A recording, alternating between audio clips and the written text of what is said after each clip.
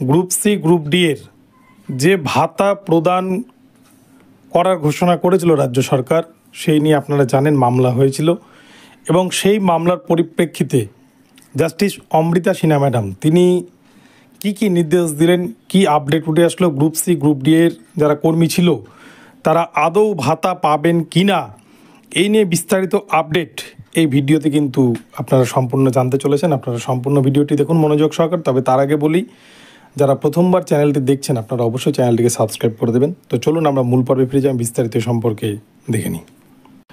তো বন্ধুরা, প্রথমে বলি গ্রুপ সি গ্রুপ ডি এর আপনারা জানেন এসএসসি 26,000 চাকরি বাতিলের পর গ্রুপ সি গ্রুপ ডিদেরকে কিন্তু একদম স্কুল থেকে টার্মিনেট করে দিয়েছেন প্রধান বিচারপতি সঞ্জীব খান্না স্যার, সুপ্রিম কোর্টের যিনি প্রাক্তন বিচারপতি। তো সেই যে জাজমেন্ট, সেখানে 9, 10, 11, 12 শিক্ষক শিক্ষিকাদের স্কুলগুলো বাঁচিয়ে রাখার জন্য অন্তত 6 মাস তাদেরকে কিন্তু স্কুলে পুনর্বহাল করার একটা নির্দেশ দিয়েছেন। কিন্তু ডিসেম্বর 31, 2025 পর থেকে তাদেরকেও কিন্তু টার্মিনেট করে দেওয়া হবে, নতুন নিয়োগ প্রক্রিয়ার মাধ্যমে আবার নতুন শিক্ষক নিয়োগ করা হবে। এমনটাই কিন্তু যারা যোগ্য তারা চাকরি পাবেন, এমনটাই কিন্তু সুপ্রিম কোর্টের নির্দেশ।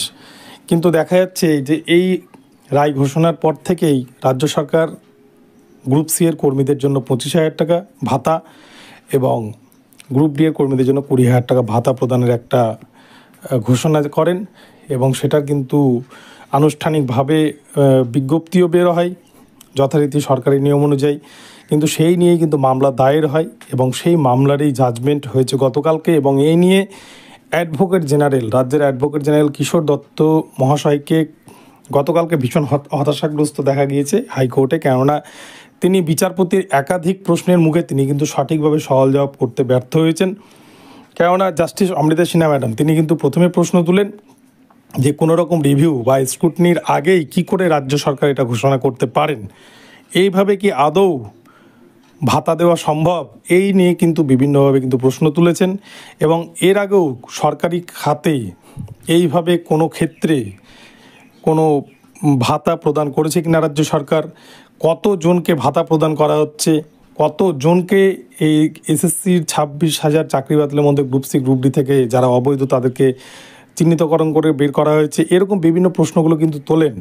এবং এই নিয়ে কিন্তু রাজ্যের তরফ থেকে অ্যাডভোকেট জেনারেল কিশোর দত্ত তিনি সঠিক কোনো সদুত্তর দিতে পারেননি। এবং এই নিয়ে কিন্তু জাস্টিস অমৃতা সিনহা ম্যাডাম তিনি ভীষণ ক্রোধান্বিত ছিলেন এবং তিনি কিন্তু রায়কে জাজমেন্টকে রিজার্ভ রেখেছেন।